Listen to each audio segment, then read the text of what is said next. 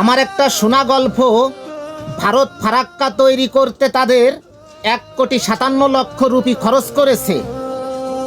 আমার সাধারণ হিসাবে যেটা আসে, আমরা 1.5 কোটি প্রবাসী আছি।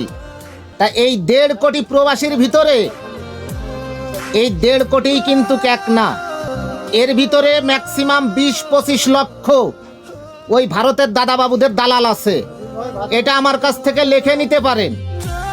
তা আমি আপনাদের যে কথাটা বলতে চাই, আমরা 1,20,25,00,000 প্রবাসী, আমরা যদি 1,000 করে টাকা দিই, তা ভারত যে ফারাক্কা বাঁধ দিয়েছে তাদের চেয়ে আমাদের ফারাক্কা বাঁধ আমরা 10 মিটার উঁচু করে করতে পারবো।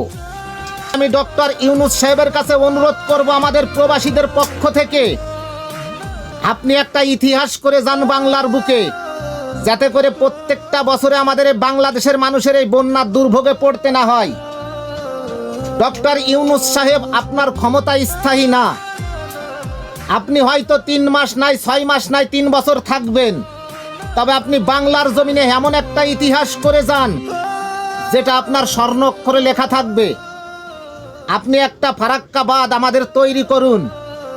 আমরা যত প্রবাসী আছি, প্রয়োজনে আমরা 1 মাস না খেয়ে থাকবো, প্রয়োজনে আমরা 1 মাস আমাদের পরিবারকে খানা দেয়া থেকে বঞ্চিত রাখবো।